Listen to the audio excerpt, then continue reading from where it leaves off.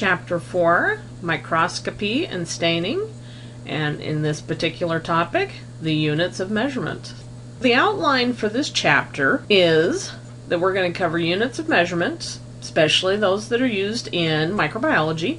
We're going to talk about microscopy, or the process of using microscopes to view things, staining, and classification and identification of microbes.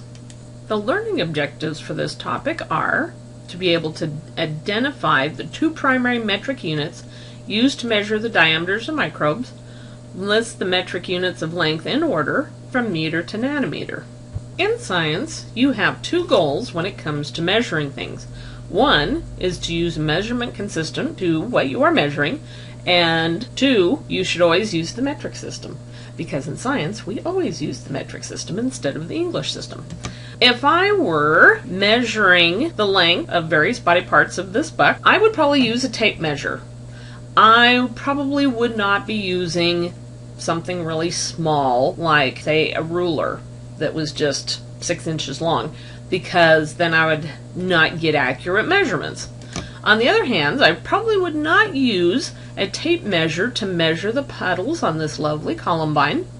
A 6-inch ruler would be more accurate. That's the situation that we're in with microbiology, because if I were to measure the cells in either one of these organisms, a 6-inch ruler would not be appropriate, and we wouldn't be using inches anyway. We would be using the metric system. So let's go over the metric system using these two examples.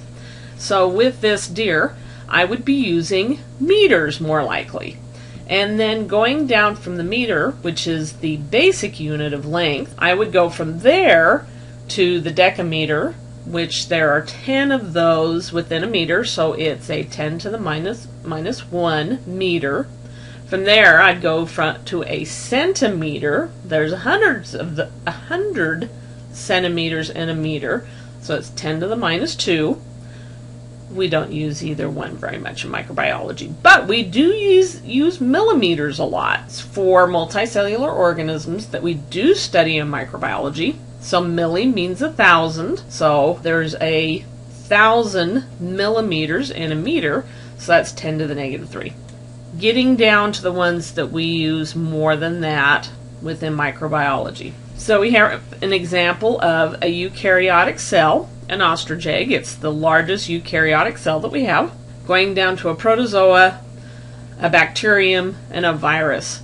So here we could use millimeters or even centimeters. Ostrich eggs are huge. Okay, so we've got that the ostrich egg is 13 centimeters in diameter. So let's go this direction. From here to here is 13 centimeters. But for cells, we usually use micrometers. That's this funky U with the meter sign.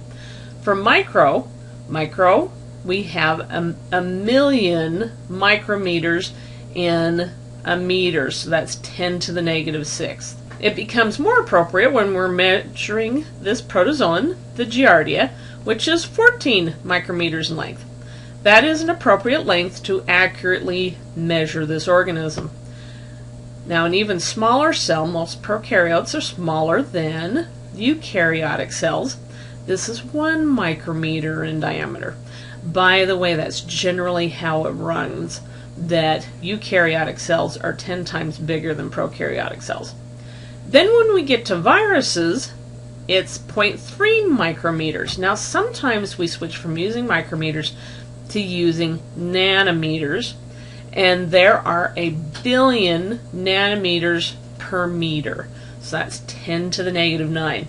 Usually when we get to viruses and to proteins and such, we start using nanometers. Okay, that's it. Very short topic, but I've included the overall outline for the chapter in it. So as a reminder, what you need to know for this topic are: identify the two primary metric units used to measure the diameters of microbes. That would be micrometers and nanometers. And list the metric units of length in order from meter to nanometer. And we went ahead and skipped some of the intervening units that we don't usually use.